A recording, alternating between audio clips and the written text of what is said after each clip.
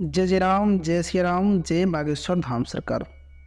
दोस्तों, आज की इस वीडियो में आप जानेंगे कि शाम के समय दीपक कब जलाना चाहिए और दीपक जलाते समय किस नियम का पालन करना चाहिए, और अगर हम शाम को दीपक जलाते हैं तो क्या स्नान करना आवश्यक है। आज की इस वीडियो में ये सभी जानकारी आपको मिलेंगे। और शाम को घर में कितने दीपक प्रज्वलित करने चाहिए, कहाँ कहाँ प्रज्वलित करने चाहिए, ये भी जानकारी आपको मिलेगी। दीपक जलाने का मंत्र क्या है और घर की परेशानियों को दूर करने के लिए, धन की समस्या को दूर करने के लिए, ये सभी कार्य सिद्ध होने के लिए आपको दीपक किस प्रकार प्रज्वलित करना चाहिए, ये सभी जानकारी आज के इस वीडियो में मिलेंगे। तो दोस्तों, आज की जो वीडियो है पूरी तरह से संध्या बंदन पर आधारित है। शाम के समय जो आप संध्या बंदन करते हैं और पूजा आराधना करते हैं, दीप प्रज्वलित करते हैं, वह किस प्रकार से आपको करना है और किस नियम का पालन करना है। तो दोस्तों, वीडियो को पूरा देखें।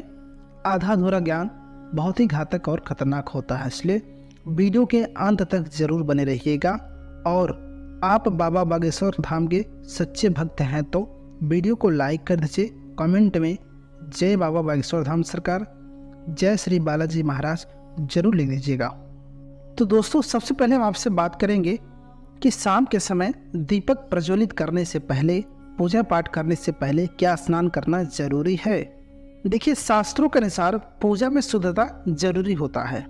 तो जब हम सुबह पूजा करते हैं तब तो स्नान करना अत्यंत आवश्यक होता है। सुबह के टाइम बिना स्नान के पूजा पाठ नहीं करना चाहिए, लेकिन शाम का पूजा आप हाथ पाँव और मुंह धोकर अपने ऊपर जल छिड़क कर सकते हैं। जरूरी नहीं है कि आप शाम के समय भी स्नान करके ही दीपक प्रज्वलित करें और पूजा पाठ करें। शाम के समय आप बिना स्नान किए हाथ पैर मुंह धो करके अपने शरीर पे जल छिड़क करके आप शाम के समय पूजा पाठ और दीपक को प्रज्वलित कर सकते हैं। लेकिन अगर आपको शाम के समय पूजा करनी है तो आपको दिन में भी शुद्धता का ध्यान रखना होगा। देखिए, जब भी आप बाथरूम जाते हैं उस समय शुद्धिकरण जरूर करनी चाहिए और कुल्ला जरूर करनी चाहिए। तो दिन भर जब भी आप बाथरूम जाते हैं, टॉयलेट जाते हैं, तो आप शुद्धिकरण का ध्यान रखते हुए शाम के समय आप हाथ पाँव मुंह धोकर कुल्ला करके भी आप पूजा पाठ कर सकते हैं।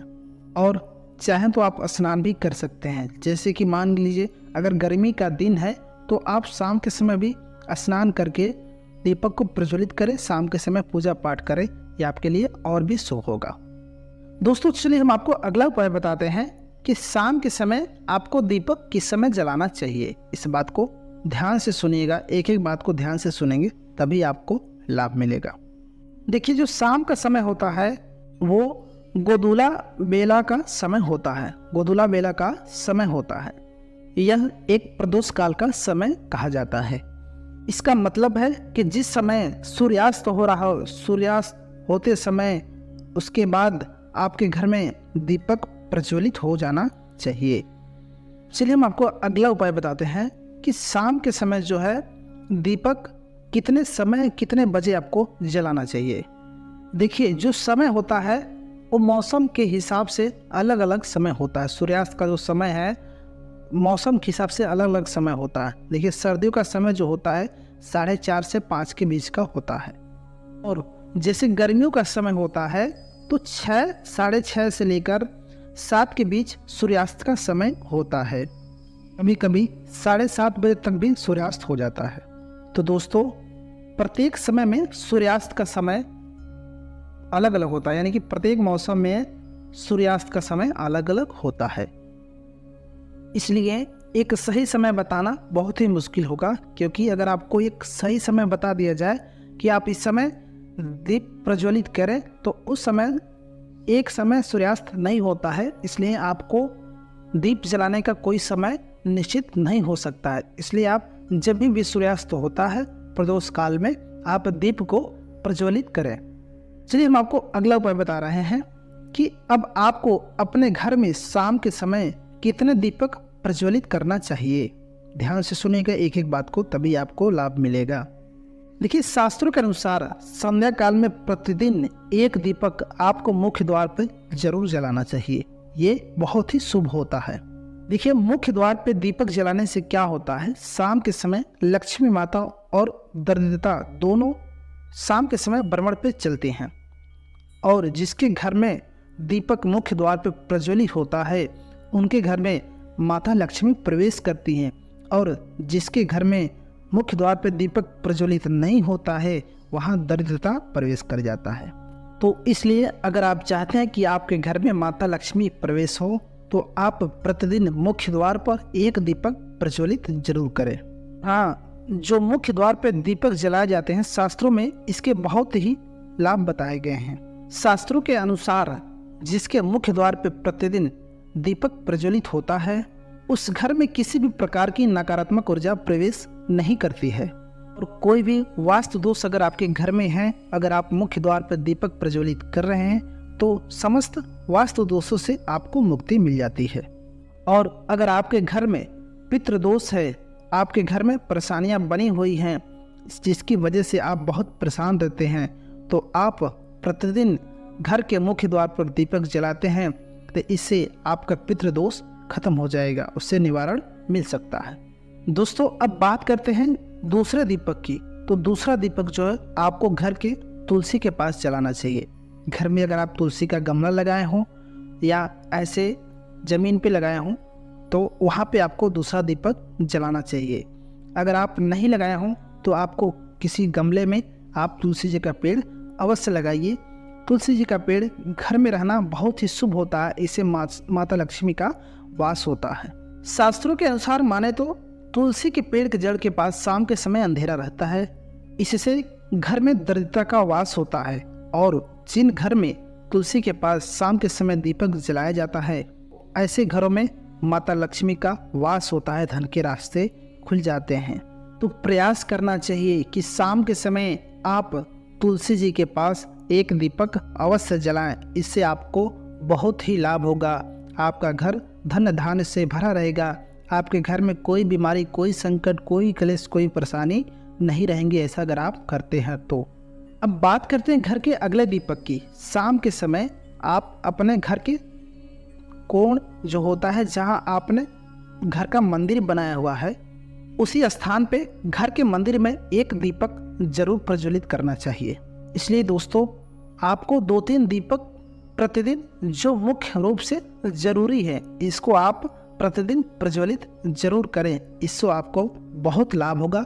आपके घर में दुख दरिद्रता दूर भागेंगी, नकारात्मक शक्तियाँ दूर भागेंगी और आपके घर में सकारात्मक शक्तियों का वास होगा और आपके घर में माता लक्ष्मी का वास होगा। श्री हरि और माता लक्ष्मी दोनों साथ में वास करेंगे। दोस्तों, अब बात करते हैं कि दीपक जलाने के लिए किस तेल का प्रयोग करना चाहिए या शुद्ध देसी घी का प्रयोग करना चाहिए, किस चीज़ का प्रयोग करना चाहिए दीपक को जलाने के लिए। तो अब आपको हम ये बताते हैं। दोस्तों, शास्त्रों के अनुसार सरसों के तेल का दीपक हर जगह प्रज्वलित नहीं करना चाहिए, क्योंकि सरसों के तेल को कड़वा तेल कहा जाता है। इस तेल का उपयोग आपको अगर शनिवार के दिन आप शनिदेव को दीप दान करते हैं तो सरसों का तेल से दीपक को प्रज्वलित करें। ये सिर्फ शनिदेव के लिए सरसों का तेल शुभ होता है। और अगर आप चाहें तो पीपल का पेड़ जो होता है वहाँ पर आप सरसों के तेल से दीपक को प्रज्वलित कर सकते हैं। और फिर भैरव देवता होते हैं, उनके लिए भी दीपक का तेल का प्रज्वलित करना चाहिए। इसके अलावा कहीं भी सरसों का तेल शास्त्रों में नहीं बताया गया कि कहीं भी इसके अलावा कहीं भी सरसों के तेल से दीपक को प्रज्वलित किया जाए। शास्त्रों के अनुसार माने तो घर में जो दीपक प्रज्वलित करते हैं उसको गाय के शुद्ध घी से आपको दीपक को प्रज्वलित करना चाहिए।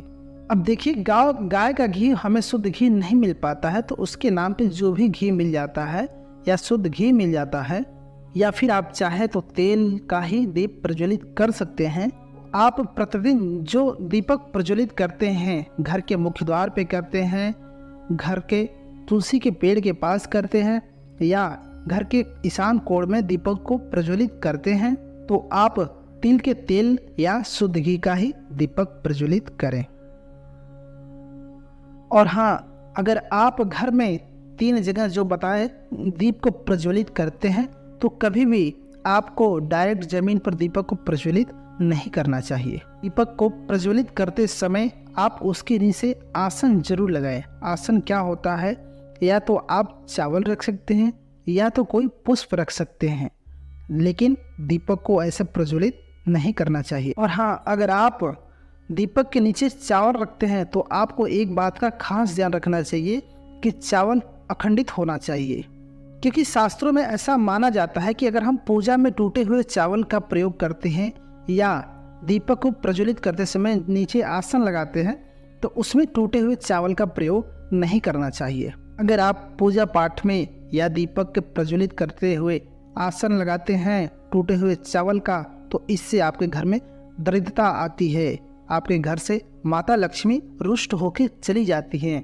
इसलिए जब भी आप दीपक जलाएं तो अखंडित चावल, उसको साबुत चावल कहा जाता है, जिसमें टूटा फूटा चावल नहीं होना चाहिए। ऐसे चावल को आप नीचे आसन लगाएं या तो कोई पुष्प को ही नीचे आसन में लगा सकते हैं। दोस्तों, एक बात हम आपको बता दें कि आप घर के मंदिर में जो दीपक प्रज्वलित करते हैं तो आपको वहाँ आसन लगाने की ज़रूरत नहीं पड़ेगी। आप कोई भी एक दीपक नीचे रखकर उसमें आप दीपक को प्रज्वलित कर सकते हैं। और हाँ, जो मुख्य द्वार पर दीपक प्रज्वलित करते हैं वहाँ चावल का आसन लगाते हैं। सुबह के टाइम में उस चावल को वहाँ से हटाकर छत पर डाल दीजिए, वहाँ पक्षियाँ जो है उस चावल को खा लेंगी। इससे भी आपको बहुत पुण्य फल की प्राप्ति होगी, आपके घर में माता लक्ष्मी का वास होगा। वीडियो पसंद आया हो तो वीडियो को लाइक ज़रूर कर दीजिएगा। चैनल पर नया हो तो चैनल को सब्सक्राइब कर लीजिएगा, क्योंकि हम ऐसे ही सनातन धर्म से पूजा पाठ संबंधित वीडियो लाते रहते हैं। दोस्तों, वीडियो को शेयर भी कर दीजिएगा और कमेंट में जय श्री बालाजी महाराज, जय बागेश्वर धाम सरकार जरूर लिख दीजिएगा। मिलते हैं हम आपसे एक और नई वीडियो के साथ, तब तक के लिए नमस्कार, जय श्री राम दोस्तों।